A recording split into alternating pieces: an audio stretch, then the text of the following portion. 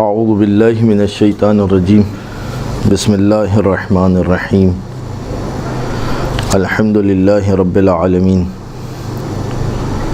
الحمد للہ الذی اول بلا اول کان قبلہ والآخر بلا آخر یکون بعدہ ثم الصلاة والسلام علی اشرف الانبیاء والمرسلین سیدنا و نبینا و مولانا ابی القاسم محمد اللہم صلی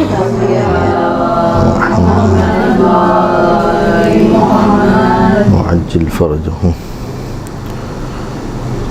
وعلى اہل بیتہ الطیبین الطاہرین المعصومین المنتجبین المیامین ولعنۃ الدائمۃ الباقیۃ المستمرۃ علی اعدائہم من الآن الى قیام یوم الدین. اما بعد، جو موضوع مجھے دیا گیا ہے وہ ہے جناب ختمی مرتبت اور جناب امیر المومنین علیہ الصلوۃ والسلام کی وہ وصایا، وہ وصیتیں کہ جو انہوں نے جناب قمیل رضوان اللہ تعالیٰ علیہ کو فرمائی. ان وصایا کے اندر مختلف روایات ہمارے پاس مختلف کتب کے اندر موجود ہیں. بعض ایسی روایات ہیں کہ جس کو میں نے انتخاب کیا، جو پہلی روایت ہے وہ آپ کو کافی میں بھی مل جائے گی، اس کے علاوہ کتاب الخصال میں مل جائے گی، اس کے علاوہ کتاب الخصال کے علاوہ بشارت المصطفیٰ لشیعۃ المرتضیٰ، اس میں بھی یہ روایت آپ کو مل جائے گی، اور دیگر مختلف کتب کے اندر یہ روایات مختلف اسناد کے ساتھ، یعنی مختلف سندوں کے ساتھ موجود ہیں. قبل اس کے کہ میں موضوع کا آغاز کروں، یہ جو وصایا ہے اس میں آپ کو بہت ساری چیزیں ملیں گی. اگر آپ قرآن مجید میں جائیں تو جو قرآن میں جناب لقمان نے جو اپنے بچوں کو وصیتیں کی ہیں اس کا ذکر بھی موجود ہے. اسی طریقے سے مختلف اعتبار سے انبیاء کی وصیتیں ہمیں ملیں گی. اسی طریقے سے آپ کو وصایا کے اندر وہ وصیتیں ملیں گی کہ جو مولا امیر نے اپنے بچوں کو کی، مولا حسن کو، مولا حسین کو. اسی طریقے سے آپ کو چھٹے امام سے اور جناب حشام ابن حکم کی جو وصیتیں ہیں وہ بھی آپ کو ملیں گی کتب حدیث کے اندر. لہذا یہ وصیتیں حکمت کے ابواب ہیں. حکمت کے ابواب کیا ہے؟ سب سے اہم ترین چیزیں انسان کی دنیا کے اندر، یہ آپ سب نے بھی مشاہدہ کیا ہوگا کہ سب سے اہم ترین چیزیں وہ یہ ہے کہ انسان صحیح وقت پر صحیح فیصلہ کرے. اور آپ نے دیکھا ہے کہ اکثر جگہوں پر اس چیز کا لیک نظر آتا ہے کہ کس وقت انسان کو کیا فیصلہ کرنا چاہیے. یہ جو ایک لفظ ہے آپ اور میں کئی مرتبہ سنتے ہیں، لفظ حکمت. حکمت یعنی کیا مطلب؟ حکمت یہ کہ انسان کی زندگی کے عمل، کہ جب کوئی شخص اس کی زندگی کو غور سے دیکھے تو اس کو نظر آئے کہ اس بندے کی زندگی کے کام جو ہے وہ غیر معقول نہیں ہے، غیر عقلی نہیں ہے، بلکہ یہ انسان جو ہے وہ حکمت کے ساتھ کام کرتا ہے. یعنی کیا مطلب؟ یعنی یہ کہ جس جگہ پر جو فیصلہ لینا ہوتا ہے، ہم معصوم تو نہیں ہے کہ ہمارے 100% فیصلے صحیح ہو جائیں. جس جگہ پر جو فیصلہ لینا ہوتا ہے، نظر آتا ہے اس کی زندگی کے اندر کہ اس کے 90% فیصلے جو ہے وہ الحمدللہ جو ہے وہ بہتر جگہ پر اور صحیح وقت پر لیے گئے ہوتے ہیں. لہٰذا یہ جو وصیتیں ہیں ان کے اندر آپ کو اس طرح کی چیزیں بہت ساری ملیں گی. ائمہ علیہ السلام کی حکمتیں جو ہے وہ اس میں بہت ساری آپ کو اور ہمیں جو ہے وہ دیکھنے میں نظر آئیں گی. انشاءاللہ ہم شروع کرتے ہیں. دیکھیں ہم کس حد تک جو ہے وہ اس سلسلے کو نبھا سکتے ہیں اور اسے پورا کر سکتے ہیں. سب سے پہلی وصیت جو مولا امیر نے جناب قمیل سے کی، روایت اس طریقے سے. جناب قمیل کہتے ہیں کہ خرج علیہ علی بن ابی طالب علیہ السلام. اب یہ خود ایک بہت اہم چیز ہے. یعنی جناب قمیل کہہ رہے ہیں کہ میری طرف علی بن ابی طالب آئے، علی بن ابی طالب میرے پاس آئے. فاخذ بیدی، اور علی بن ابی طالب نے میرے ہاتھ کو پکڑا. یاد رکھیے جناب قمیل معمولی ہستی نہیں ہے. جناب کمیل ان لوگوں میں سے ہے کہ جن کے بارے میں یہ کہا گیا اور روایات کے اندر اور ہماری کتب کے اندر یہ موجود ہے کہ صاحب سر علی ابن ابی طالب ہے. یعنی وہ شخص ہیں کہ جسے علی ابن ابی طالب نے اپنے رازوں سے واقف کیا ہے. یہ ہے جناب کمیل. خرج علی علی ابن ابی طالب، میرے پاس مولا امیر آئے، فاخذ بیدی، اور انہوں نے آنے کے بعد میرے ہاتھ کو پکڑا، میرے ہاتھ کو تھاما. واخرجنی الی الجبان، اور اس کے بعد جو ہے وہ ہم جبان کہتے ہیں یعنی وہ مقام کہ جہاں پر قبرستان وغیرہ ہو، جہاں پر مردوں کو دفنایا جاتا ہے، مقبرہ اسے کہتے ہیں جبان. اب روایت سے یہ سمجھ میں آ رہا ہے کہ یہ کوفہ ہے، شہر کوفہ ہے، اور اگر آپ لوگ زیارت پر گئے ہوں تو کوفے سے، اور اگر نہیں گئے تو پروردگار عالم ہم سب کو توفیق عنایت فرمائے کہ ہم ائمہ علیہم السلام کی زیارت سے مشرف ہوں. تو کمیل ابن زیاد کی قبر ہے.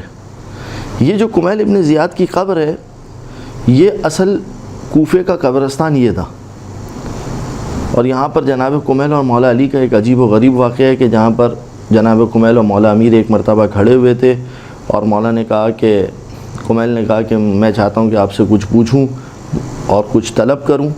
امام نے کہا کہ طلب کرو. جناب کمیل نے کہا نہیں مولا مجھے شرم آتی ہے. پھر اس کے بعد مولا نے کہا کہ کمیل شرم مت کرو، حیا مت کرو، جو تم چاہتے ہو وہ طلب کرو. اور جناب کمیل نے کہا کہ میں یہ چاہتا ہوں کہ قبری بقبرک، میری قبر آپ کی قبر کے ساتھ ہو. اور پھر مولا نے اشارہ کر کے بتایا کہ ہاں ہونا قبرک، کمیل تمہاری قبر جو ہے وہ اس مقام پر ہوگی. عجیب ہے. اب آپ اندازہ کیجئے کمیل علی ابن ابی طالب سے کیا مانگ رہے. مولا یہ نہیں کہہ رہے مولا مجھے دنیا دے دیں، مولا مجھے یہ دے دیں، مولا مجھے مرنے کے بعد بھی آپ کی رفاقت چاہیے، میری قبر آپ کی قبر کے ساتھ ہو. یہ یعنی جس منہج پر یہ لوگ تھے، میں اکثر اپنے دوستوں کی محفل میں، اپنے شاگردوں کی محفل میں یہ جملہ کہتا ہوں کہ ہم اگر تھوڑا سا ان چیزوں سے آگے نکلے نا، گھر، گاڑی، بنگلہ اور دیگر جو ہماری چیزیں ہیں جو اس وقت معاشرے کے اندر چیزیں، ہم ابھی تک اہل بیت علیہم السلام کے اس اخلاق کو بھی ایڈاپٹ نہیں کر پائیں کہ جس کی مثالیں اہل بیت علیہم السلام نے قائم کی ہیں. بہرحال گفتگو کہیں اور نہ چلی جائے، میں اپنے موضوع پہ رہوں. کیا کہا؟ علی ابن ابی طالب میرے پاس آئے، اخذ بیدی، میرے ہاتھ کو تھاما، واخرجنی الی الجبان، اور جو ہے وہ مجھے ایک مقبرے کی طرف لے کے گئے. لہذا روایت سے ایسا لگ رہا ہے کہ یہ وہی جگہ ہے جہاں پر جناب کمیل کی آج قبر موجود ہے، یہ وہی جگہ ہے. پھر اس کے بعد کہا اب روایات مختلف ہے، بہار کے اندر کچھ مختلف روایت ہے، دیگر کتابوں میں. وہاں پر ایک جملہ فلما اسحرا، جب صحرا شروع ہو گیا، یعنی اس کا مطلب یہ کہ یہ جناب کمیل کی جو قبر تھی اور کوفہ جو تھا ان کے درمیان ایک صحرا تھا اس زمانے میں، اور جناب کمیل اور جہاں پر مولا امیر کی قبر ہے یعنی نجف، اس کے درمیان ایک صحرا تھا. یہ اس زمانے کا جو ہے وہ جغرافی نقشہ ہے. اب یہ اس صحرا میں ہے یا اس صحرا میں ہے، بہرحال علاقہ یہی ہے. پھر جب کہتے ہیں کہ فلما اسحرا، جب صحرا آ گیا، تنفس الصعدا، علی ابن ابی طالب نے ایک ٹھنڈی سانس لی، اور ٹھنڈی سانس لینے کے بعد وجلس، علی ابن ابی طالب بیٹھ گئے، وجلست، اور میں بھی بیٹھ گیا.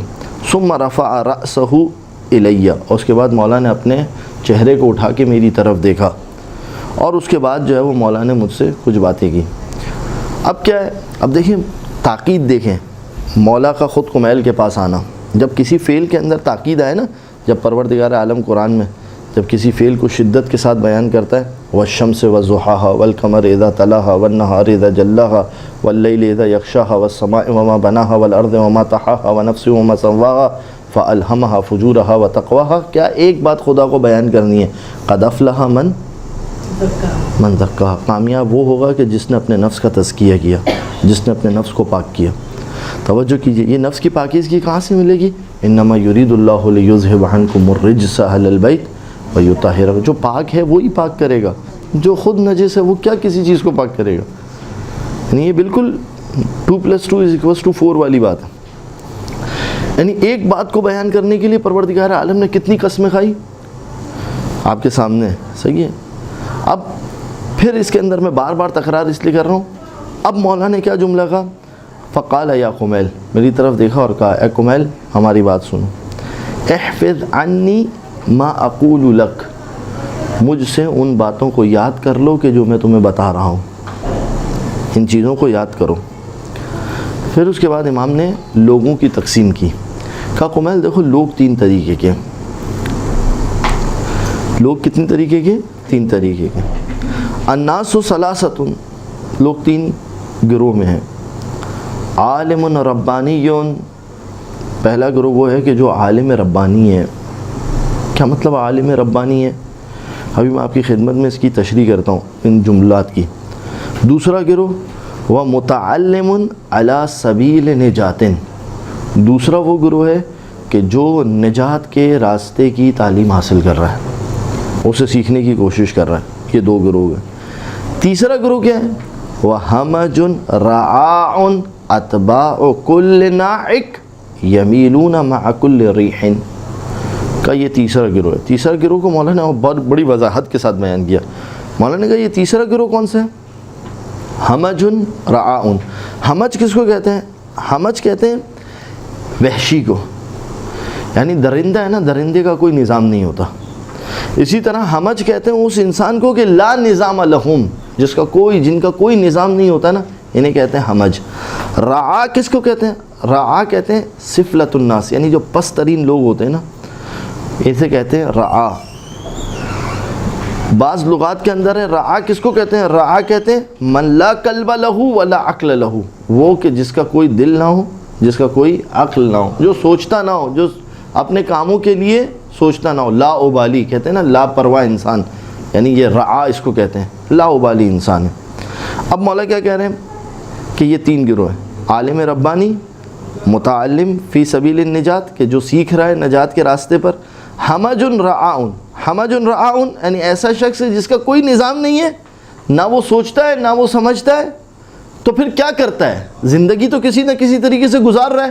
اب مولا نے کہا وہ کیا کرتا ہے؟ اتباع کل ناعق، ناعق کہتے ہیں نون عین کاف، یہ اس کے روٹ ورڈ ہے۔ ناعق کہتے ہیں صوت الغراب، کوے کی آواز ہوتی ہے، اس کو کہتے ہیں ناعق۔ اسی طریقے سے جب بھیڑ چلانے والا بھیڑوں کو چلا رہا ہوتا ہے تو وہ مختلف قسم کی آوازیں لگاتا ہے تاکہ بھیڑوں کو صحیح طریقے سے چلا سکے، اس کو بھی کہتے ہیں ناعق۔ کہا کہ یہ کیا کرتا ہے؟ اتباع کل ناعق، ہر آواز کے پیچھے چلتا ہے۔ اس نے بولا تو ادھر، اس نے بولا تو ادھر، اس نے کہا تو یہاں، اس نے کہا تو یہاں، یعنی اس کے پاس کوئی سوچ نہیں ہے، اس کے پاس کوئی سمجھ نہیں ہے، یہ ہر آواز کے پیچھے چلنے والا ہے۔ اتباع کل ناعق۔ پھر مولا نے اور تاکید کی کہ یہ کون سے لوگ ہیں؟ یمیلون مع کل ریح، جس سمت ہوا چل رہی ہوتی ہے نا، یہ اس طرف چلتے ہیں۔ عجیب ہے یہ واقعہ، یعنی دیکھا کہ اب فلاں کا نام چل رہا ہے تو فلاں کے پیچھے، اب دیکھا فلاں کا نام چل رہا ہے فلاں کے پیچھے، اب دیکھا یہ ٹرینڈ چل رہا ہے اس کے پیچھے، اب دیکھا وہ ٹرینڈ چل رہا ہے اس کے پیچھے۔ مطلب پرست قسم کے لوگ ہیں کہ جہاں پر دیکھا کہ جو ہے وہ اپنا مطلب ہے، یعنی ان کی کوئی اپنی سمت نہیں ہے۔ پھر اس کے بعد مولا نے اور واضح کہا کہ کیا وجہ ہے، کیوں یہ لوگ ادھر ادھر بھٹکے ہوئے ہیں؟ مولا کہتے ہیں کہ لم یستضیئوا بنور العلم ولم یلجؤوا الی رکن وثیق، یہ اس وجہ سے ہے کہ یہ لوگ علم کی روشنی کا سہارا نہیں لیتے، یعنی یہ متعلم فی سبیل نجات کی طرف نہیں جاتے۔ ولا یلجؤوا الی رکن وثیق، ایک مضبوط رکن ہو نا، ایک مضبوط کوٹھا ہو کہ جہاں پر جو ہے وہ جا کے یہ اپنے آپ کو باندھ دے کہ بس یہ راستہ ہے، ہمیں اس راستے پر چلنا ہے۔ کہ یہ وہ لوگ ہیں کہ یہ کبھی بھی کسی مضبوط چیز کا سہارا نہیں لیتے، یہ علم کا سہارا نہیں لیتے، لہٰذا یہ کیا، جہاں سے آواز آئی اس کے پیچھے چلنا۔ اب تین باتیں مولا نے کی، تین گروہ۔ دیکھیں میں کسی اور کے بارے میں نہیں دیکھنا چاہتا کہ فلاں کیا کر رہا ہے، فلاں کیا کر رہی ہے، فلاں کدھر جا رہا ہے، فلاں کدھر جا رہی ہے۔ ہمارا ایک سب سے بڑا مسئلہ ہے، جب ہم سر پہ عمامہ رکھ لیتے ہیں اور کاندھوں پر عبا رکھ لیتے ہیں، اس کے بعد ہم یہ سمجھتے ہیں کہ بس اب ہمیں لوگوں کو سکھانا ہے، ہمارے سیکھنے کے دروازے بند ہو گئے۔ تو یہ جو ہے وہ انسان کی سب سے بڑی غلط فہمی ہے، اور یہاں سے انسان کا زوال اور انسان کی پستی کا آغاز ہوتا ہے۔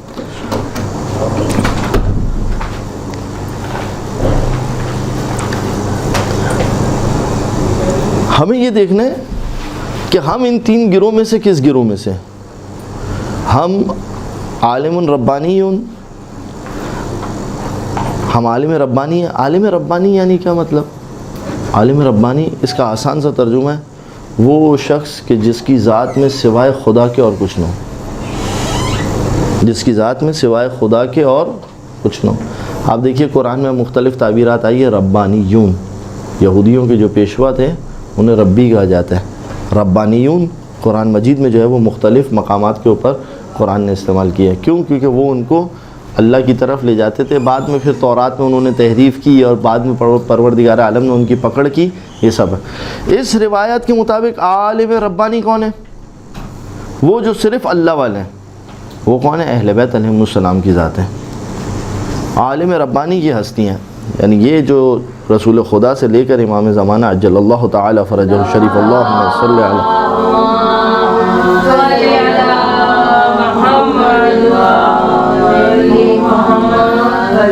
یہ عالم ربانی ہے، یہ عالم ربانی ہے۔ یعنی کیا مطلب؟ انہیں علم کہیں اور سے نہیں ملا، انہیں علم کہیں اور سے نہیں ملا، انہیں علم کس نے عطا کیا ہے؟ خود پروردگار عالم نے عطا کیا ہے۔ صحیح ہے؟ اب یہ خود ایک گفتگو ہے کہ رسول خدا اور اہل بیت علیہ السلام کے علم کے مصادر کتنے ہیں، کہ انہوں نے کہاں سے علم حاصل کیا، مصادر علم، یہ خود ایک موضوع ہے۔ انشاءاللہ کبھی اگر موقع ملا تو اس کے اوپر گفتگو کریں گے۔ اب یہاں پر میں آپ کی خدمت میں عالم ربانی یعنی جسے پروردگار عالم نے پڑھایا ہو، جسے پروردگار عالم کے پاس سے تعلیم، یعنی کیا مطلب اور واضح کروں، جس کی بات وحی پر منحصر ہو، وہ وہی بولتے ہیں جو وحی بولتی ہے، اس کے علاوہ ان کا کوئی اور مصدر نہیں ہے۔ ما تشاؤون الا ان یشاء اللہ، یہ وہ لوگ ہیں جیسے کہ رسول خدا نے مولا امیر کے بارے میں فرمایا، علی ممسوس فی ذات اللہ، علی وہ ہے کہ جس نے ذات الہی میں اپنے آپ کو فنا کر دیا، علی ابن ابی طالب، یعنی یہ عالم ربانی ہے۔ ہم سب کون ہیں؟ ان عالم ربانی کے پیروکار ہیں، یعنی ہم دوسرے درجے والے ہیں۔ متعلم علی سبیل نجات، سبیل نجات کے اوپر ہم طالب علم ہیں۔ یہ جو مولا نے وصیت کی ہے، یہی وصیت اگر ہم رسول خدا کے کلام میں دیکھیں تو ہمیں کہاں ملتی ہے؟ اگر آپ میں سے کوئی کسی کے ذہن میں ہو اس کے جیسی ملتی جلتی روایت تو میں آپ لوگوں سے استفادہ کروں گا۔ میں آپ کو بتاتا ہوں کیا کہا تھا عمار سے رسول خدا نے، یا عمار اذا سلک الناس فی واد وسلک علی بن ابی طالب فی واد آخر فاسلک سبیل علی بن ابی طالب، اے عمار جب تم دیکھو نا کہ سارے کے سارے لوگ ایک وادی میں جا رہے ہیں اور علی ابن ابی طالب ایک الگ وادی میں جا رہے ہیں، احسن تم فاسلک سبیل علی ابن ابی طالب، تو تم اس راستے کو اختیار کرنا کہ جس راستے پر علی ابن ابی طالب۔ یہ ایک روایت، اب میں اس کو یہاں پر میں نے کیوں پیش کی؟ کیونکہ کیا کہا؟ متعلم علی سبیل نجات، سبیل نجات کیا؟ نجات کا راستہ کیا؟ وہ جو علی ابن ابی طالب کا راستہ ہے۔ ہمارے سب کے راستے کو چھوڑ دو، دیکھو علی ابن ابی طالب کیا کر رہے ہیں۔ عالم ربانی علی ممسوس فی ذات اللہ۔ مگر اس حدیث کا جو میں نے ابھی پڑھی، جو عمار والی حدیث ہے، اس سے آپ ایک اور استدلال کر سکتے ہیں۔ اب مجھے نہیں پتا آپ میں سے بعض ایسے ہوں گے کہ جن کی جو ہے وہ مجالس وغیرہ کا سلسلہ ہوتا ہوگا محرم میں، یا جو ہے وہ خطاب وغیرہ یا درس دیتے ہوں گے کہیں پر، اس حدیث سے آپ ایک اور استدلال کر سکتے ہیں۔ کون سا استدلال؟ اجماع جو ہے نا ہمارے برادران اہل سنت کے یہاں پر، اجماع کا بطلان یہ روایت ہے، اس لیے کہ کائنات کے رسول نے کہا یا اے عمار دیکھو اگر سب ایک راستے پر ہو اور علی ابن ابی طالب ایک راستے پر ہو، اس کا مطلب کیا ہے؟ جس راستے پر اگرچہ کہ سب ہو مگر علی نہ ہو تو اگرچہ کہ وہ اجماع ہو مگر باطل ہے۔ سبحان اللہ، یہ اس بالکل واضح سا، سب ایک راستے پر، اگر علی ایک الگ راستے پر ہے فاسلک سبیل علی ابن ابی طالب۔ اس کے بعد کیا فرمایا؟ اب یہ مولانا جو ہے وہ عالم ربانی، اہل بیت علیہ السلام، ائمہ علیہ السلام، متعلم علی سبیل نجات ہم لوگ۔ اب ہمارے الگ الگ کلاس ہے، کوئی ابھی پہلے درجے پر ہے، کوئی دوسرے درجے پر ہے، کوئی تیسرے پہ، کوئی چوتھے پہ، لیکن اہم چیز کیا ہے؟ اہم چیز کیا ہے؟ انی تارک فیکم الثقلین کتاب اللہ و اطرات اہل بیتی، ما ان تمسکتم بہما لن تضلوا بعدی ابدا، جڑے رہو میرے اہل بیت کے ساتھ، جڑے رہو قرآن کے ساتھ۔ اسی طریقے سے سفینہ نو ان کو کہا گیا، یعنی اس سفینے میں سوار ہو جاؤ۔ اب الگ بات ہے کہ سفینے میں کوئی کیپٹن ہے، کوئی سفینے کے اندر جو ہے وہ باورچی ہے، کوئی سفینے کے اندر سفینے کی صفائی کرنے والا ہے، مثلا جو بھی ہے جاڑو کش ہے ان حضرات، ان ہستیوں کے دروازے کا۔ تو اب سب کے الگ الگ درجات ہیں، مگر ہم سب کے ہیں متعلم علی سبیل نجات۔ پھر اس کے بعد مولانا نے کہا تیسری قسم میں سے مت ہو جانا، یہ جو حمج رعا ہے نا، جو آواز آئی اس کے پیچھے چلتے رہیں۔ اب آپ سے میں ایک سوال کرتا ہوں، یہ سوال میرے ذہن میں بھی اکثر آتا تھا، کیسے پتہ چلے ہمیں حمج رعا؟ مولا کیا کہنا چاہ رہے ہیں حمج رعا؟ کیا مطلب؟ کوئی بھی آواز آئے، دیکھیں ایک چیز یاد رکھیے گا کہ جب کبھی دین کی بات ہوگی نا تو حمج رعا، جب شیطان بالکل کھل کے آپ کے سامنے واضح آئے گا تو آپ کو پتہ ہے، یعنی کبھی بھی آ کے شیطان مجھ جیسے انسان کو، یا مثلا جو ہے وہ ایک وہ شخص جو دین کے اوپر کوشش کرتا رہتا ہے، آپ لوگوں کا یہاں پر آنا، درس کو سننا، درس کو سماعت کرنا، اس کا مطلب یہ، ورنہ اسی وقت اسی محلے کے اندر، اسی کالونی کے اندر ہزاروں کی تعداد میں لوگ ہیں، مگر یہاں پر جو ہے وہ ہم چند لوگ بیٹھے ہوئے ہیں۔ اس کا مطلب کیا ہے؟ ہم جو ہے وہ چاہتے ہیں کہ ہم اپنی زندگیوں کو کم از کم اس حمج رعا سے نکالیں، کہ ہر آواز کے پیچھے چلنے والوں سے نکالیں۔ ہم یہاں پر آ کر جو ہے وہ بیٹھے ہوئے درس سن رہے ہیں۔ کوئی آگے کہے مولانا آپ سے پہلے بھی ایک مولانا آئے تھے، ان سے پہلے بھی ایک مولانا آئے تھے، ان سے تو یہ بھی تو مختلف آوازیں ہو گئی، تو ہو سکتا ہے کہ یہ بھی حمج رعا ہو۔ سوال تو ہے نا، تو ہم کس کے پیچھے چلیں؟ اس زمانے کے امام تو غیبت میں، ہم کس کے پیچھے چلیں؟ اس کا میں آپ کو ایک چیز، ایک حل میں آپ کو بتا سکتا ہوں، اور وہ کیا ہے؟ وہ یہ ہے کہ دیکھیں کس کی باتیں قرآن کی آیات پر، ائمہ کی روایات پر مبنی ہے۔ اس چیز کو دیکھیں، ایک بندہ آیا بیٹھا، جوش خطابت ہے، ٹھیک ہے جو بولنا کہے بھائی، بانی نے کہا ہے کہ یہی مجلس پڑھیں گے، بیٹھ گئے، بسم اللہ، سب کچھ چلتا رہے گا، ٹھیک ہے چلتا ہے۔ مولانا ہمیں کیسے پڑھنا؟ یہ یاد رکھیے گا، یہ ضروری نہیں ہے کہ اگر امامہ پہنا ہو تو وہ حمج رعا نہیں ہے، یہ معیار نہیں ہے، یہ معیار نہیں ہے، یعنی جس نے بھی امامہ پہنا ہوا ہے اس کا مطلب یہ کہ وہ حمج رعا۔ آپ کو پروردگار عالم نے عقل دی ہے، اور وہ یہ کہ آپ یہ دیکھیں کہ روایات، احادیث رسول، اس کے بعد قرآن کی آیتیں، ان چیزوں کے ذریعے سے تو پھر خود کچھ عرصے کے بعد آپ کو سمجھ میں آ جائے گا کہ جو ہے وہ کون سی آواز جو ہے وہ حمج رعا ہے، اور کون سی آواز جو ہے وہ متعلم علی سبیل نجات ہے، کون سی آواز ہے کہ جس کے پیچھے جو ہے وہ ہمیں چلنا چاہیے اور جس کو ہمیں فالو کرنا چاہیے۔ لہذا ایک کرائٹیریا یہ کہ کم از کم یہ چیز ضرور دیکھیں کہ گفتگو کس چیز کے ذریعے سے ہو رہی ہے۔ گفتگو، میں قطعاً یہ نہیں کہنا چاہ رہا ہوں کہ میں خطابت کا مخالف نہیں ہوں، خطابت بہت اچھی چیز ہے، روایات اہل بیت کی روشنی میں ہو، ہمارا کام ہے، ہم دینی خطابت کر رہے ہیں، ہم فن خطابت نہیں کر رہے ہیں، روایات اہل بیت کی روشنی میں ہو، بیان سب کا انداز اپنا اپنا ہے، مگر یہ کہ روایات اہل بیت کی روشنی میں ہو۔ لہٰذا جب آپ ان چیزوں کو خود جج کریں گی تھوڑا سا غور سے، تو آپ کو جو ہے وہ چیزیں سمجھ میں آ جائیں گی کہ یہاں پر بات روایت سے ہو رہی ہے، یہاں پر بات قرآن کی آیتوں سے ہو رہی ہے یا نہیں ہو رہی۔ تو یہ مولانا نے جو ہے وہ پہلی وصیت کی کہ دیکھو تیسری قسم کے لوگوں میں سے مت ہو جانا، ورنہ جو ہے وہ تمہارے لیے ہلاکت ہے۔ اب اس کے بعد مولانا نے علم اور مال کا موازنہ شروع کیا۔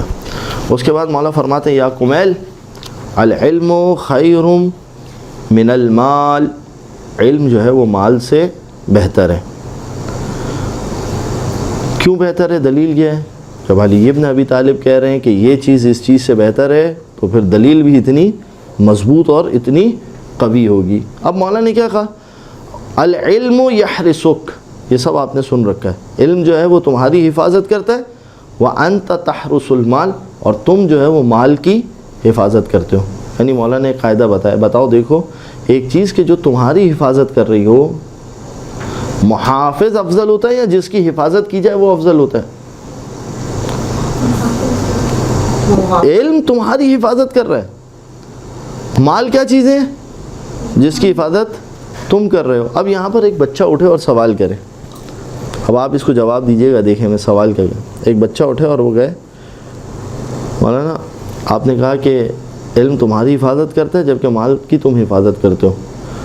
مولانا میں بیمار ہوا یا میں بیمار ہو گئی اور میرے پاس پیسے تھے, میں ڈاکٹر کے پاس گئی, میں نے ڈاکٹر کو پیسے دیے, میں نے علاج کیا, میں صحت مند ہو گئی, تو مال نے میری حفاظت کی یا نہیں کی؟ مولا کا جو یہ کلام ہے, اب کیا کریں؟ علم میں حفاظت کری, کیونکہ علم میں اتنی عقل تھی کہ وہ ڈاکٹر کے پاس گیا, کئی جگہ اپنا علاج کرا, اگر جاہل ہوتا خدا نہ خواستہ تو علم ہی نہ ہوتا. احسن, تو اچھا جواب. میں نے 2 جواب اس کے لکھے. 2 جواب کیا لکھے؟ ایک تو یہ, سب سے پہلی چیز یہ کہ مال نے اس کی جان نہیں بچائی, ڈاکٹر نے اس کی جان بچائی. یعنی اگر اگر ڈاکٹر اس سے پیسے نہ بھی لیتا, تو بھی اس کی جان بچ سکتی تھی. یہ تو الگ بات ہے کہ ڈاکٹر نے جو اس سے اپنا حصہ رکھا ہے, یہ ایک الگ چیز ہے, جو اس نے اپنی محنت کی جو ہے وہ اس کا جو ہے وہ عوض اس سے وصول کیا. مگر اگر صرف یہ مال ہوتا, توجہ یہاں پر اہم چیز ہے, اگر صرف یہ مال ہوتا اور ڈاکٹر نہیں ہوتا وہاں پر, اس وقت میسر نہیں ہوتا. بہت سے پیسے والے لوگ ہیں نا, ہارٹ اٹیک سے گھر میں ہی مر جاتے ہیں.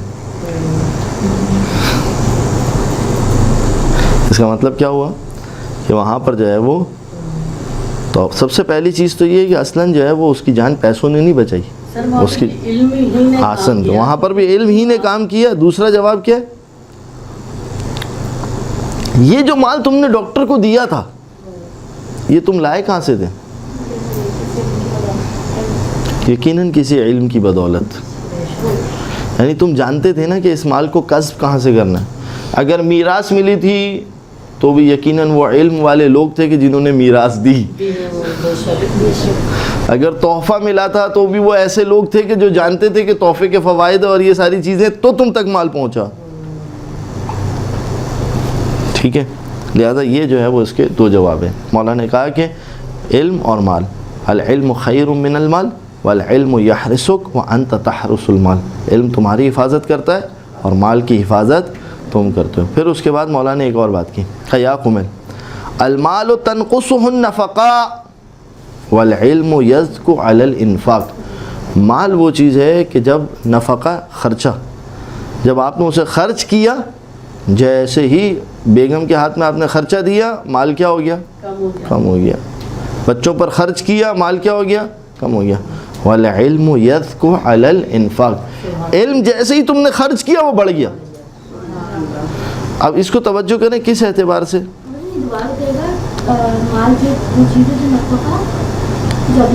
المال تنقصه النفقہ, مال کو نفقہ یعنی خرچہ جو ہے وہ کم کر دیتا ہے.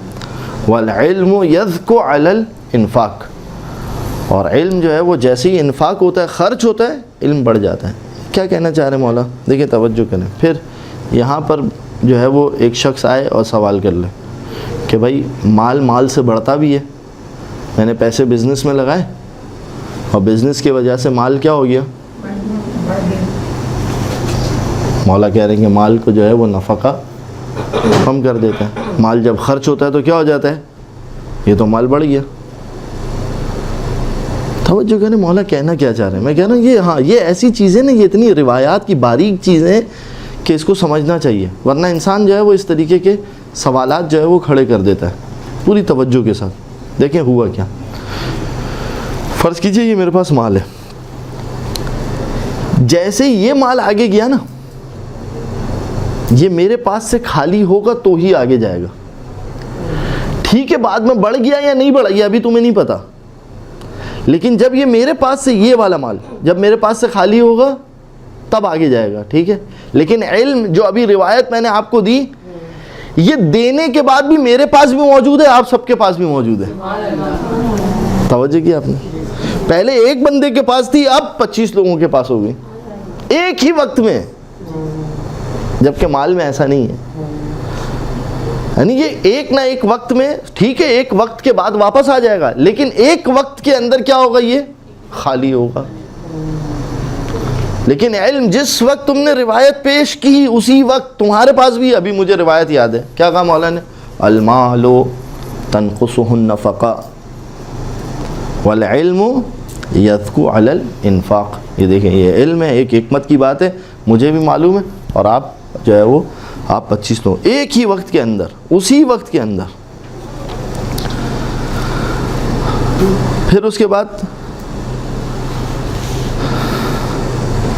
بعد مولا فرماتے ہیں یا قمیل, نہیں یہاں پر یا قمیل کا جملہ نہیں ہے, یہ لکھتے ہوئے بھی مجھ سے غلطی ہو گئی تھی, زیادہ یہ روایت میں اسی کے ساتھ ہے.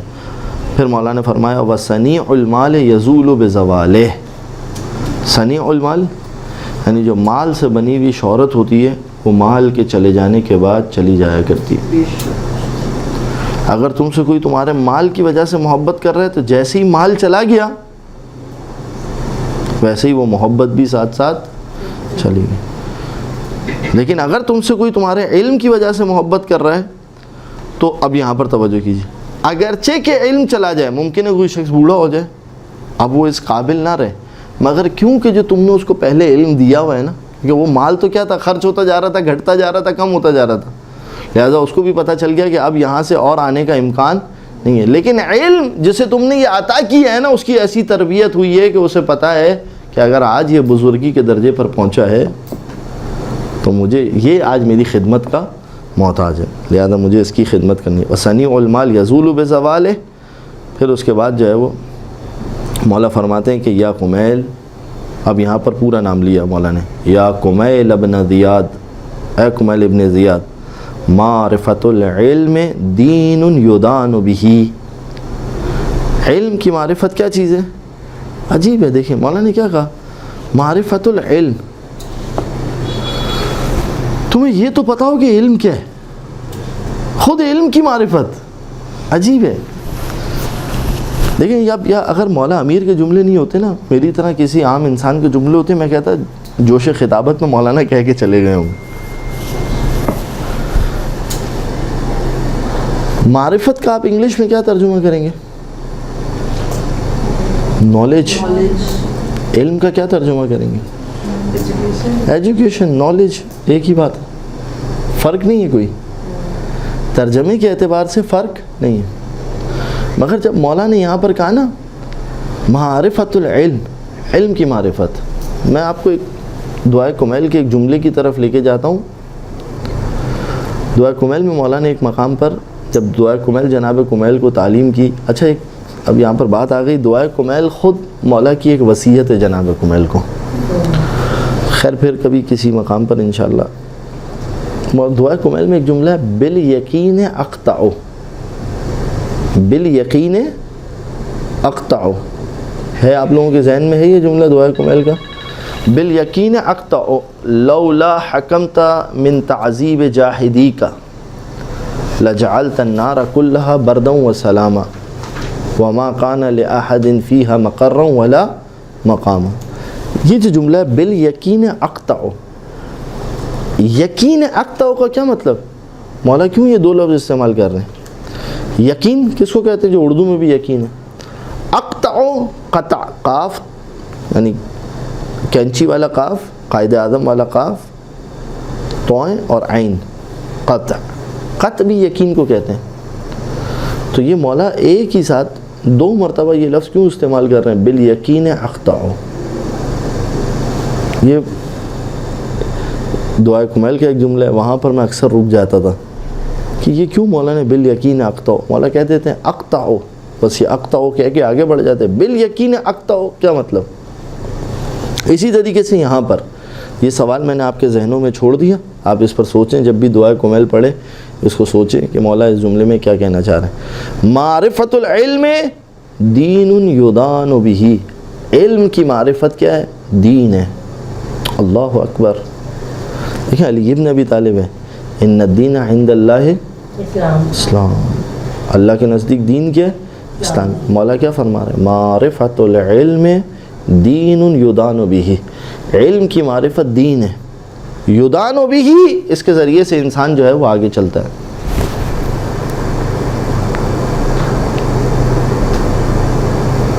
کیا میں اس جملے کو کیسے آپ لوگوں کے سامنے واضح کروں؟ معرفت العلم, علم کی معرفت کیا ہے؟ توجہ کریں, میں ابھی آپ کی خدمت میں اس کو سمجھانے کی کوشش کرتا ہوں, اگرچہ کہ یہ ایک ایسا مطلب ہے کہ جس کو جو ہے وہ پہلے تو انسان خود اچھے سے سمجھے اور پھر کسی کو پتہ ہے. لیکن جس حد تک میں جس نتیجے پر پہنچا, کم از کم وہ چیز میں آپ کی خدمت میں پیش کرتا ہوں. بات آسان ہو جائے, آپ لوگوں کی سمجھ میں پہنچ جائے. پروردگار عالم مجھے بہترین الفاظ عطا کرے. ایک درود پڑھ دیجئے محمد و آل محمد پر. اللہ صلی اللہ علیہ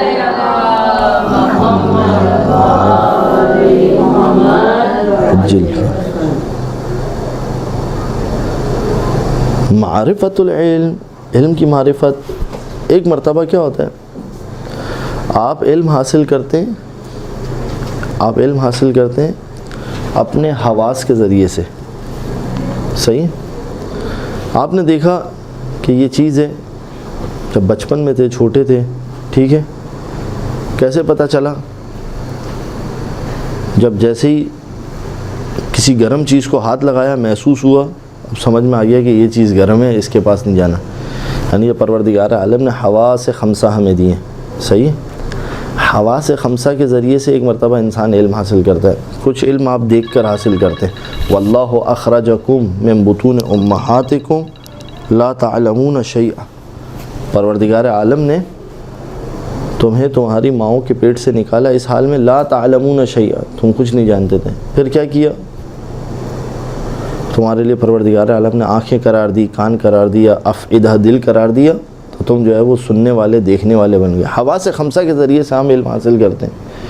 آواز سنی تو آپ کو پتہ چل گیا. دیکھیں, علم آپ کے پاس آ گیا, آپ کو یہ پتہ چل گیا کہ فلاں جو ہے وہ میری دوست, فلاں میرا دوست جو ہے وہ دروازے پر موجود ہے. بیل کی آواز سنی تو آپ کو پتہ چل گیا کہ دروازے پر کوئی موجود ہے. ٹھیک ہے. روشنی ہے تو آپ کو پتہ ہے کہ بجلی موجود ہے. روشنی چلی گئی, آپ کو پتہ ہے کہ بجلی چلی گئی. آنکھ کے ذریعے سے آپ نے درک کیا. ذائقہ آپ نے کس کے ذریعے سے درک کیا؟ زبان کے ذریعے سے درک کیا. بہت ساری چیزوں کو آپ نے چھو کے درک کیا. ٹھیک ہے. یہ علم کے منشا ہیں, علم کے معیارات ہیں. ٹھیک ہے. اس سے آگے ایک علم جو ہے وہ آپ تجربے سے سیکھتے ہیں. آپ تجربہ کرتے ہیں, آہستہ آہستہ آہستہ سیکھ جاتے ہیں. دنیا کے اندر 90% انوینشنز جو ہوئی ہیں, توجہ کیجیے گا, وہ لوگ کہ جو سائنس سے بہت زیادہ مرغوب ہو جاتے ہیں بہت جلدی, 90% جو انوینشنز ہیں جتنی بھی, وہ سب کی سب جو ہے وہ ایک حادثے کی وجہ سے ہوئی ہے.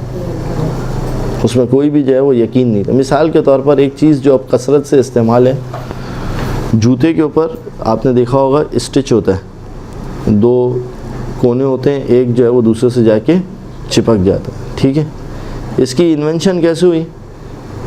ایک صاحب تھے, وہ ایک پودے کے پاس سے گزر رہے تھے, تو وہ پودا جو ہے وہ ان کے کپڑے پہ چپک گیا. انہوں نے اسے نکالا, تھوڑا آگے گئے تو پھر وہی پودا آگے ایک اور لگا ہوا تھا, وہ آ کے کپڑے پہ چپک گیا. انہوں نے نکالا, انہوں نے کہا یہ تو بڑی زبردست چیز ہے. اس کا مطلب یہ ہے کہ یہ کچھ مٹیریلز پہ چپکتا ہے, کچھ مٹیریلز پر نہیں چپکتا. اس کے ذریعے سے آج تک میں اور آپ فائدہ اٹھا رہے ہیں. ٹھیک ہے. جوتے پہنے اور اس کو جو ہے وہ اسٹچ کر دیا. یہ انوینشن ہو گئی, یہ جو ہے وہ انوینشن ہو گئی. تو اب یہ آپ کے سامنے جو ہے وہ ایک ایجاد ہے جو آپ کے سامنے موجود ہے, مگر کس کا نتیجہ تھی؟ ایک حادثے کا نتیجہ تھی.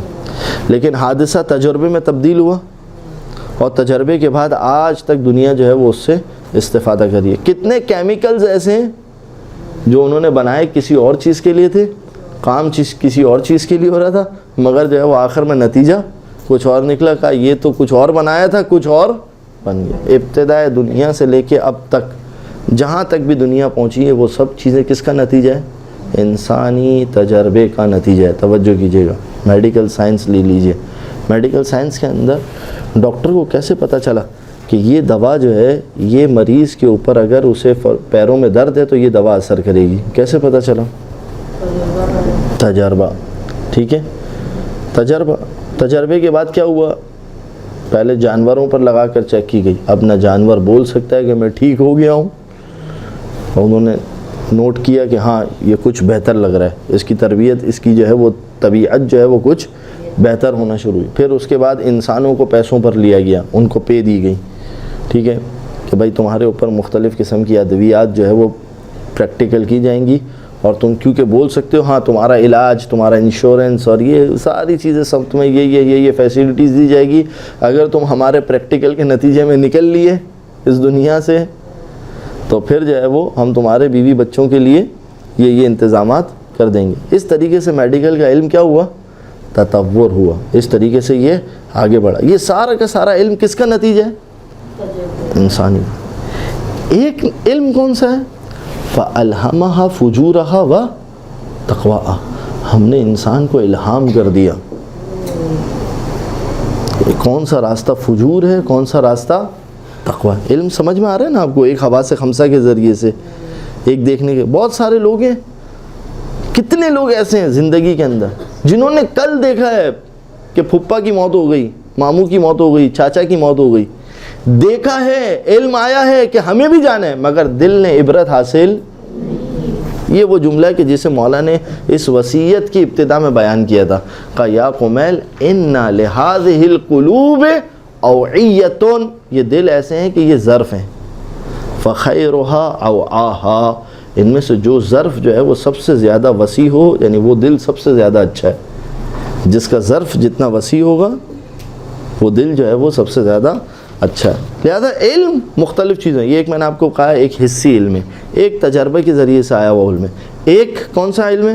الہام کے ذریعے۔ ایک علم کیا جو روایات آپ اکثر سنتے ہیں، العلم، کوئی ہے میرا ساتھ دے گا؟ العلم نور یقذف اللہ فی قلب من یشاء، علم ایک نور ہے کہ پروردگار عالم جس کے دل میں چاہتا ہے ڈال دے۔ یہ بھی ایک علم ہے، سورہ نور کی آیت 35۔ یہ بھی ایک علم ہے، ٹھیک ہے۔ پروردگار جس کے دل میں چاہتا ہے کہ یہ علم عطا کر دیتا ہے۔ پروردگار یہ علم کی کون سی کیفیت ہے کہ جس کے دل میں جاتا ہے، پروردگار جس کے دل میں چاہتا ہے اس سے جو ہے وہ یہ علم عطا کر دیتا ہے۔ یہ علم کی کون سی کیفیت ہے؟ یہ وہ کیفیت ہے، یہ اکثر آپ کے ساتھ اور ہمارے ساتھ بھی ہوتا ہے۔ کیا تھا جو یہ میں اور آپ کہتے ہیں نا مولانا اچانک سے ایسا ہوا، یہ اچانک نہیں ہے، یہ علم یقذف اللہ فی قلب من یشاء۔ مولانا کچھ سمجھ ہی نہیں آ رہا تھا کہ میں کیا کرتا، میں کیا کرتی، بس پروردگار عالم نے ایسی سوچ دے دی۔ توجہ کیا آپ نے؟ ایک علم وہ ہے کہ جو فطرت میں ودیت کی ہے، جیسے ائمہ علیہ السلام نے توحید پر استدلال بھی کیا کہ جب مرغی کا بچہ پیدا ہوا اور بطخ کا بچہ پیدا ہوا کہ بطخ کا بچہ کیوں پانی کی طرف گیا، مرغی کا بچہ کیوں نہیں گیا؟ توجہ کیا؟ یہ علم کی ایک چیز ہے۔ ایک علم کیا ہے؟ یہ وہ سارے علم۔ ایک علم کیا ہے؟ ایک علم وہ ہے کہ جس کے بارے میں پروردگار عالم نے فرمایا وَمَا يَنْتِقُ عَنِ الْهَوَىٰ إِنْ هُوَ إِلَّا وَحْيٌ يُوحَىٰ، یہ محمد اپنی مرضی سے کوئی بات نہیں کرتا۔ توجہ کیا؟ اور ایک علم وہ ہے کہ جس کے بارے میں علی مرتضیٰ نے فرمایا کہ علمنی رسول اللہ الف باب وفتحت من کل باب الف باب، رسول خدا نے مجھے علم کے 1000 دروازے تعلیم کی اور میں نے ہر دروازے سے 1000 دروازے کھولے۔ مراحل سمجھ میں آ رہے ہیں آپ کو علم میں؟ اب آئیے آپ اس جملے کو دیکھیے کتنا قیمتی، معرفت العلم، تمہیں یہ تو پتا ہو کہ کون سی قسم کا یہ علم ہے۔ دنیا جتنی ترقی کر لے تجربے کے اوپر ہے۔ علی ابن ابی طالب اور اہل بیت علیہ السلام کا علم وہ علم ہے کہ جو خالق دنیا ہے اس نے علی ابن ابی طالب کو علم دیا ہے۔ وہ نوری علم ہے، وہ غیبی علم ہے۔ وہ کون سا علم ہے؟ وہ علم ہے کہ جس کے اندر کسی خطا کا کوئی امکان، توجہ فرمائی آپ نے۔ لہذا معرفت العلم دین یدان بہ، علم کی معرفت حاصل کرو، یہ دین ہے کہ اس کے ذریعے سے انسان، دین یعنی قوانین کا ایک مجموعہ، یدان بہ، اس کے ذریعے، ان قوانین کے ذریعے سے انسان آگے بڑھتا ہے۔ یہ دیکھو تمہیں تمہاری زندگی کے قانون کس سے لینے، تمہیں زندگی کے قانون علی ابن ابی طالب سے لینے، اہل بیت علیہ السلام سے سیکھنے، یعنی تمہیں زندگی کے قانون جو بنائے ہوئے قانون ہیں ان کے ذریعے سے چلنا ہے۔ بہت ہی میں مختصر سا بیان دیتے ہوئے اس پہ بس آگے نکل جاؤں، اور وہ یہ ہے کہ اس وقت ہمارے معاشرے کے اندر شاید 20% قوانین ایسے ہوں کہ جو اہل بیت کے بنائے ہوئے، جو اس وقت ہمارے گھروں میں، ہمارے معاشرے میں جو ہر جگہ پر رائج ہیں وہ چل رہے ہیں، ورنہ تقریباً قوانین وہی ہیں کہ جو دنیا کے بنائے ہوئے اور ہمارے بنائے ہوئے اور جس پر ہمیں ڈالا جا رہا ہے۔ ہمجن رعا، چلتے رہو بس، تجربے اسکول کے اندر بچوں میں نئے نئے تجربے، وہ جو علم سیکھنے کا معیار اور وہ جو علم سیکھنے کا سلسلہ جو اہل بیت علیہ السلام نے قائم کیا تھا، مفقود، بالکل مفقود.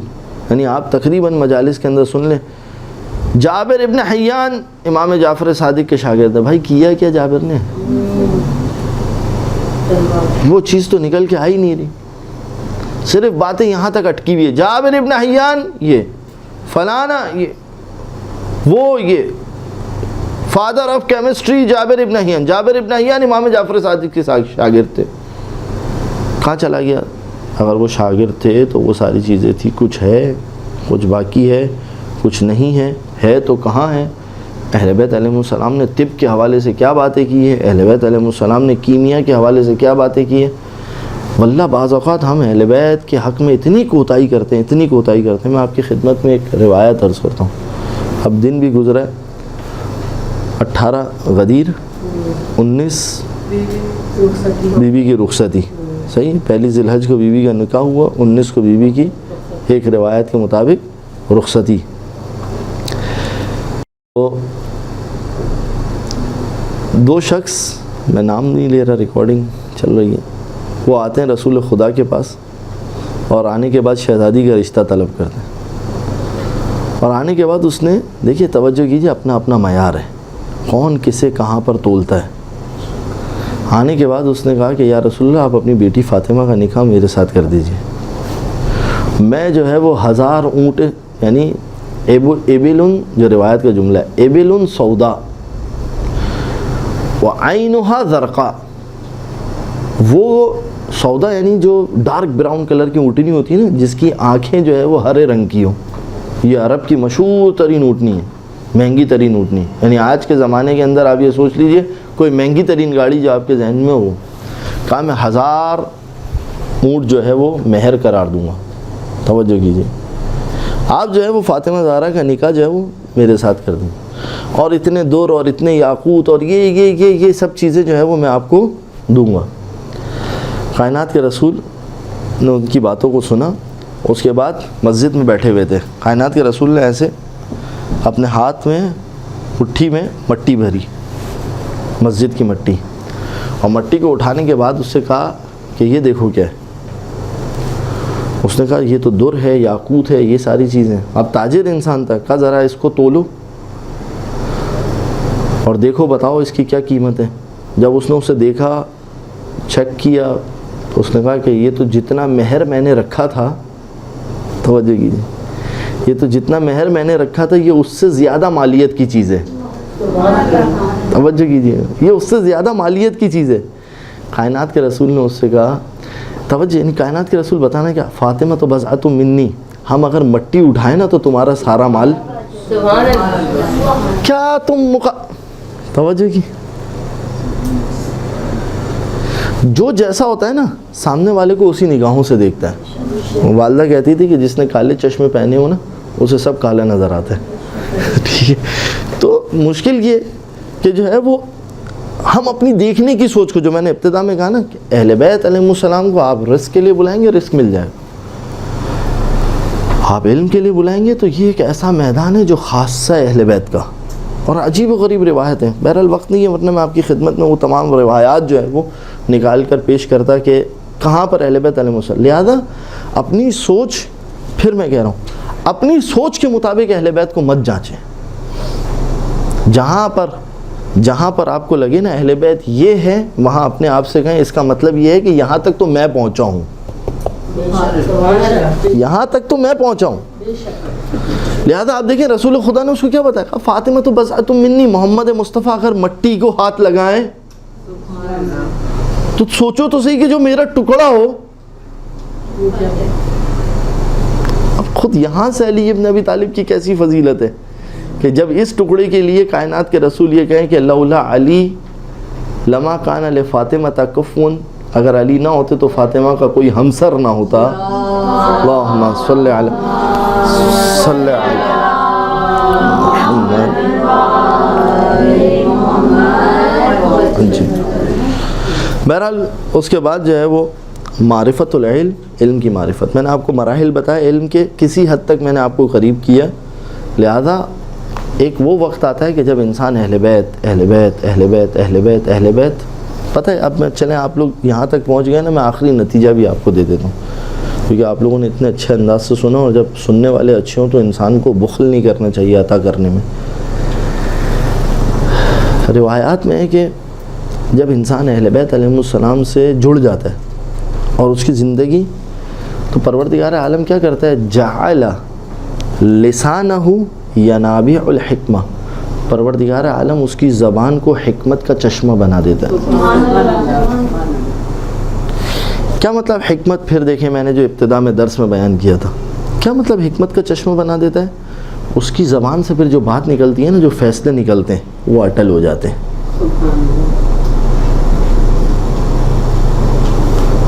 اور آج بھی آپ اپنی زندگی کے اندر محسوس کریں کہ اگر آپ کو حکمت کے صحیح راستے مل جائیں نا، کہ زندگی میں کس مقام پر، کس ایج پر، کس جگہ پر کیا فیصلہ کرنا ہے. میں چھوٹی سی مثال دوں، لڑکی کا رشتہ ہے، ماں پریشان ہے، باپ پریشان ہے، کریں نہیں کریں ہمیں پتہ ہی نہیں ہے. یہ کتنا اس معاملے کے اندر انسان کے کاش کوئی ایسی چیز ہوتی نا جو ہمارے سامنے مستقبل کھول کے رکھ دیتا. توجہ کیجئے، علی ابن ابی طالب نے مستقبل کھول کے رکھ دیا. توجہ کیجئے کیا کہا علی ابن ابی طالب، کہا دیکھو دیندار ہے یا نہیں ہے، توجہ کرنا. مولا نے کیا جملہ کہا دیندار ہوگا نا، سب سے اہم چیز کیا ہے، بات یہ نہیں ہے پیسے کی، اصل ماں کو فکر یہ ہوتی ہے بیٹی خوش رہے. مولا نے کیا کہا، دیندار اگر ہے نا تو ہو سکتا ہے فاقوں میں رکھے مگر تمہاری بچی پہ ظلم نہیں کرے گا. توجہ کیا آپ نے، جس نے رکھا اس کو فالو نہیں کرنا ہے، جس نے نہیں رکھا اس کو فالو کرنا ہے. لہذا بہت ساری چیزیں ایسی ہیں. بہرحال ہمارے معاشرے کی مسائل پر اگر ہم بات کریں گے تو پھر تو یہ ایک درس کے ایسے 10 درس بھی ہوں گے تو کم پڑ جائیں گے. یدان بہ یکسب الانسان الطاعۃ فی حیاتہ، کہ اس کے ذریعے سے جو ہے وہ انسان کیا کرتا ہے، علم کے ذریعے سے اپنی حیات کے اندر پروردگار عالم کی اطاعت کو حاصل کرتا ہے. یہ وہ ایک اور چیز ہے کہ اب یہاں پر ایک درس ہونا چاہیے. ابھی آپ موضوعات رکھیں، کبھی اگر لکھ لیں، اگر کبھی جو ہے وہ انشاءاللہ وقت ملا تو ہم یہاں پر ایک موضوع ہونا چاہیے، اسباب رزق، کہ پروردگار عالم کے پاس رزق بانٹنے کے اسباب کیا ہیں. پروردگار عالم جو رزق کی تقسیم کرتا ہے، دیکھیں روایات کے اندر کیا، تقسمہ بلطفک، پروردگار تو رزق بانٹتا ہے اپنے لطف کے ذریعے سے، تیرا الطاف ہے، یہ تیرا کرم ہے. تو کس کو دیکھ کے کتنا بانٹے؟ آج پروردگار شب جمعہ ہے، پروردگار عالم کو رزق تقسیم کرنا ہے. کیا کرائیٹیریا ہے کہ پروردگار عالم یہ کہے کہ فلاں کے گھر میں اتنا رزق اترے گا، فلاں کے گھر میں اتنا رزق اترے گا، فلاں کے گھر میں تم اتنا رزق دو؟ پروردگار عالم کے پاس کوئی کرائیٹیریا ہے، اسباب ہیں یا نہیں ہے؟ ٹھیک ہے، تو یہ خود ایک موضوع ہے. لہذا مولا نے ایک جملہ کہا کہ یکسب الانسان طاعۃ فی حیاتہ، اس علم کے ذریعے سے انسان اطاعت کرنا سیکھتا ہے، اسے پتہ چلتا ہے کہ اطاعت کیسی کرنی ہے. میں آپ کو اس کی ایک چھوٹی سی مثال دیتا ہوں. ہمارے یہاں پر ایک نماز ہے جسے کہتے ہیں نماز وحشت قبر. ٹھیک ہے، نماز وحشت قبر کہتے ہیں، جو نماز وحشت جو پڑھی جاتی. فقہ کی کتابوں کے اندر جائیں، دیکھیں چھوٹی سی بات ہے مگر ہے بڑی کام کی بات. فقہ کی کتابوں کے اندر جائیں، اگرچہ کہ روایات کے اندر اسی طریقے سے ہے کہ میت کے اوپر سب سے سخت ترین جو رات ہوتی ہے وہ اس کی پہلی رات ہوتی ہے. ٹھیک ہے، اب آپ روایات کے اندر جائیں، جتنے بھی علماء نے، ہمارے قدیم علماء تھے اور یہ ساری چیزیں، انہوں نے دوسری روایات کو دیکھتے ہوئے اس کا نام نماز وحشت قبر نہیں رکھا تھا. یہ ابھی آخری تقریباً پچھلے 200 سالوں کے اندر جو ہے وہ یہ نماز وحشت قبر بن گئی ہے، ورنہ ہمارے علماء نے اس کا نام رکھا تھا صلاۃ ہدیۃ المؤمن یا صلاۃ ہدیۃ المیت، وہ نماز کے جو میت کو ہدیہ کی جائے، گفٹ کی جائے. کیوں؟ اس لیے کہ جو علی کا چاہنے والا ہے اس کی خبر وحشت نہیں ہے. توجہ دیکھیں ہمارے علماء کتنی باریکیوں کا خیال رکھتے تھے. بس یہ متداول ہو گیا. میں نے سید خوئی کی منہاج الصالحین دیکھی، سید الخوئی نے لکھا المشتہر، کہ جو مشہور ہو گئی ہے اب جو ہے وہ صلاۃ وحشت کے نام سے۔ اب اس روایت کے اندر بھی آپ جا کر دیکھیے کہ یہ روایت رسول خدا نے کب دی؟ کہا اگر تمہارے پاس صدقہ دینے کو کچھ نہ ہو۔ دیکھیے علم ہے نا، اب ایک بندہ ہے کہہ رہا ہے یار نماز نہیں پڑھ سکتا، آیت الکرسی پڑھنی ہے اور پھر 10 مرتبہ سورہ کوثر پڑھنی ہے، انا انزلناہ فی لیلۃ القدر، نہیں پڑھ سکتے تھے، تم 5 روپے صدقہ دے سکتے تھے۔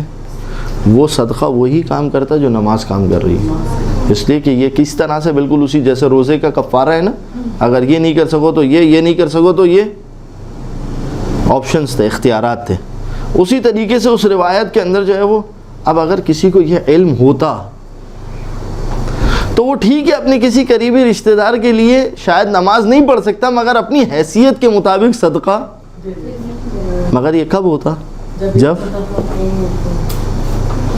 کیا کہا مولانا نے؟ پھر آئیے دیکھیے کیا ہے، معرفت العلم دین یدان بہ، علم کی معرفت دین ہے، قوانین ہے کہ جس کے ذریعے سے انسان چلتا ہے، ٹھیک ہے، اور اس کے ذریعے سے انسان اطاعت کماتا ہے۔ اس کو تشریح کرتے ہوئے میں آپ کی خدمت میں جو اب یہ تھوڑا سا ذائقہ دینے کے لیے تاکہ کبھی اس پر بھی گفتگو ہو، چھٹے امام نے جو جناب حشام کو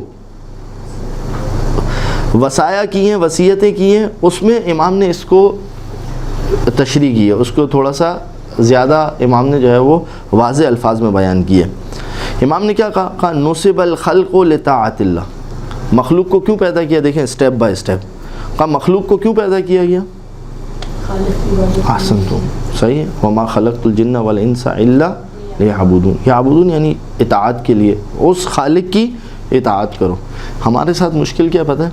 جو بچہ پہلی کلاس میں نا اس کو پتہ ہی نہیں ہے کہ دوسری کلاس میں کیا ہوگا، جو بچہ دوسری کلاس میں اسے نہیں پتہ تیسری کلاس میں کیا ہوگا، جو بچہ 5th کلاس میں اسے نہیں پتہ کہ بورڈ کے ایگزام کیا ہے، اور جو بچہ بورڈ کے ایگزام دے رہا ہے اسے نہیں پتہ کہ LLB کی ڈگری کیا ہے، نہیں پتہ نا، مگر چل رہے ہیں، ایک نظام کے تحت چل رہے ہیں۔ بالکل مسئلہ یہ ہے کہ ہمیں جب تک ہم اس دنیا میں نا ہمیں پتہ ہی نہیں ہے کہ وہاں کیا ہے، مگر یہ کہ جو اہل بیت نے تفضلاً ہمیں بتا دیا، ہمیں یہی پتہ ہے، ہمیں پتہ ہی نہیں ہے۔ اب مولا کہہ رہے ہیں کہ کیوں خلق کیا گیا؟ لطاعت اللہ، اللہ کی اطاعت کے لیے۔ پھر اس کے بعد فرماتے ہیں ولا نجات الا بالطاعہ، نجات ہے ہی نہیں جب تک یہ کہ تم اطاعت گزار بن جاؤ، اطاعت گزار بن جاؤ گے تو نجات ہے۔ اب امام نے دوسرا اسٹیپ کیا، دیکھیں توجہ کیجیے، مخلوق کو کیوں پیدا کیا گیا؟ اطاعت کے لیے، صحیح ہے، اطاعت کے بعد کا کیا مرحلہ ہے؟ نجات، اگر تمہیں نجات چاہیے تو اطاعت کرنی ہے۔ اب امام نے کہا والطاعت، یہ اطاعت کہاں سے آئے گی؟ والطاعت بالعلم، اطاعت آئے گی علم کے ذریعے سے۔ علم کہاں سے آئے گا؟ والعلم بالتعلم، علم اس وقت آئے گا کہ جب تم شاگرد بنو گے، سیکھنے کی کوشش کرو گے، مولا تعلم، احسنت، طالب علم بنو گے، طالب علم والتعلم بالعقل، جب عقل ہوگی ہی تو طالب علم، یعنی یہاں پر عقل سے مراد کیا ہے مولا کی؟ ایک مجنون شخص ہے اس سے نہیں کہہ رہے، وہ عقل سے مراد کیا ہے کہ کم سے کم فکر مند تو رہو، آئے کہاں سے ہو، جانا کہاں پر ہے، کیا تمہاری انتہا ہے، کیا تمہاری ابتدا تھی، اور یہ آنے اور جانے کے درمیان تمہیں کرنا کیا ہے؟ بالعقل ولا علم۔ پھر اس کے بعد مولانا نے جملہ کہا ولا علم الا من عالم ربانی ومعرفت العلم بالعقل، عالم ربانی کے علاوہ کوئی چیز علم نہیں ہے۔ میں نے آپ سے بتایا تجربے ہیں، حسیات ہیں، دور سے آپ نے دیکھا، مولانا میں نے دیکھا مجھے تو یہ نظر آیا، اس کا مطلب یہ ہے کہ تمہاری نظر خطا کر سکتی ہے، تمہارا حواس خطا کر سکتے ہیں، تمہاری عقل خطا کر سکتی ہے، مگر عالم ربانی کبھی بھی خطا نہیں کر سکتا۔ معرفت العلم بالعقل، مولا معرفت علم کس کے ذریعے سے ہوگی؟ امام نے کہا معرفت علم ہوگی عقل کے ذریعے سے۔ اگر تمہارے پاس عقل ہے یعنی کیا مطلب؟ اگر تم فکر مند ہو، تم تدبر کر رہے ہو تو ہی تم اس نتیجے کے اوپر پہنچو گے۔ بس آخری جملہ، میں اس کے بعد جو ہے وہ اس گفتگو کو تمام کروں۔ مولا فرماتے ہیں یا قمیل ابن زیاد ہلک خزان الاموال وهم احیاء، خزان یعنی جنہوں نے مال کو جمع کیا وہ ہلاک ہو گئے، وهم احیاء جبکہ وہ اب بھی زندہ تھے. یعنی کیا مطلب؟ ان کے جسم زندہ تھے مگر وہ کیا ہو گئے؟ ہلاک ہو گئے, مردہ ہو گئے. کیوں؟ ضعیفی پہ پہنچ گئے, بوڑھے ہو گئے. اب مال ساتھ نہیں دے رہا. جوانی تھی نا تو مال ساتھ دے رہا تھا, یہ کر لیا وہ کر لیا, فلاں چیز لے لی, یہ لے لیا, وہ مال سب چیزیں ساتھ. اب مال ساتھ نہیں دے رہا. یہ جیتے جی مر گئے. یہ دیکھ رہے ہیں اپنے مال کو, حسرت سے دیکھ رہے ہیں, ہوگا کیا میرے بعد اس کا, کرنا کیا ہے مجھے اس کا. پھر اس کے بعد مولا نے کیا کہا؟ وَالْعُلَمَاءُ بَاقُونَ مَا بَقِيَ الدَّهْرُ. علماء جب تک زمانہ باقی ہے علماء زندہ رہیں گے. اس لیے کہ ان کی مثالوں کو یاد کیا جائے گا, اس لیے کہ ان کی حکمتوں سے فائدہ حاصل کیا جائے گا, اور جب تک ان کی حکمتوں سے فائدہ حاصل کیا جائے گا یہ زندہ ہے. اعیانہم مفقودہ, بدن ان کے چلے گئے ہیں. وامثالہم فی القلوب موجودہ, مگر ان کی مثالیں جو ہیں نا وہ دلوں میں زندہ ہے. پھر اس کے بعد مولا نے اپنی طرف اشارہ کیا اور کہا واللہ, یہ دیکھیں عجیب ہے واللہ, علی ابن ابی طالب کی غربت دیکھیں کیا ہے. کمیل کے پاس جو آئے نا مولا, ایک شخص آیا مولا کے پاس. کون؟ چھٹے امام کے پاس. بات سے جابر جوفی. جابر جوفی جب تعلیم حاصل کرنے کے لیے آئے تھے, امام نے ان کو کچھ ٹاسک دیے, کہا تم پہلے یہ کام کرو. پھر مولا نے انہیں ایک کتاب دی, کہا جابر اس کتاب کو پڑھ کے آنا. پڑھ کے آئے. جابر کہتے ایک دن مولا سے کہا مولا آپ نے اتنی چیزیں دے دی, اتنے راز دے دیے. لیکن چھٹے امام نے 2 کتابیں دی ہیں جابر کو. اس کے بعد جابر یہ کہہ رہے ہیں کہ مولا آپ نے اتنے راز دے دیے کہ سینہ پھٹتا ہے, کیا کروں؟ کہا بتا نہیں سکتے. 5ویں امام کہا بتا نہیں سکتے کسی کو, بتا. مولا میں کیا کروں, میرا سینہ پھٹ جائے گا, مر جاؤں گا میں. کہا جابر جب کبھی تمہیں ایسا لگے نا تو ایک کنویں کے پاس جانا, اور جب کنویں میں تمہیں تمہاری تصویر نظر آئے نا تو اپنی تصویر سے باتیں کرنا. اللہ اکبر, عجیب ہے. دیکھیں اسرار دے رہے ہیں مگر ظرف ہے تمہارے پاس اتنا رازوں کو سنبھالنا. اب مجھے آپ بتائیے, یہ جابر ہے جسے 5ویں امام نے کتنی کتابیں دی ہیں؟ 2 کتاب. یہ علی ابن ابی طالب ہے. مولا کیا کہہ رہے ہیں؟ مولا کیا کہہ رہے ہیں؟ توجہ کیجئے. مولا کیا کہہ رہے ہیں؟ ہا ہنا لعلما جما واشار الی صدرہ. مولا نے کہا یہ ہے نا یہاں پر علم کا سمندر ہے. پھر اس کے بعد مولا نے عجیب جملہ کہا. اب یہ روایات بڑی زبردست ہے مگر بہرحال پھر کبھی تیزی سے بولنے میں جاؤں گا. مولا نے کہا لو اصبت لہ حملۃ, اگر مجھے کچھ لوگ اس علم کے اٹھانے والے مل جاتے. اللہ اکبر, کیا مفلسی ہے مولا کی. واللہ غربت ہے. علی ابن ابی طالب کی غربت یہ پوچھنے آیا تو اس نے سوال کیا کہ بھلا یہ بتائیے میرے سر پہ کتنے بال ہیں. عجیب واللہ. بہرحال امثال جو موجودہ ہے. دیکھیے ایک آخری بات آپ کی خدمت میں ایک واقعہ پیش کرتا ہوں, جو واقعہ 2 یا 3 کتابوں کے اندر موجود ہے. شہید نے جو ہے وہ اسے کتاب 40 میں ذکر کی ہے. اس کے علاوہ مستدرک خاتم میں جو ہے وہ یہ واقعہ ذکر ہے. علم الہدا, آپ کو پتہ ہے کس کا لقب ہے؟ علم الہدا. علم الہدا خود علی ابن ابی طالب کا ایک لقب ہے, یعنی ہدایت کی نشانی. ٹھیک ہے. مولا نے کیا کہا؟ علماء باقی ہے جب تک. وزیر ہیں ان کے دور کا. سید علم الہدا کی بڑی خدمات ہیں دین مذہب تشیع کے لیے. بہت ساری کتابیں مذہب کے دفاع کے اندر, فقہ کے اندر.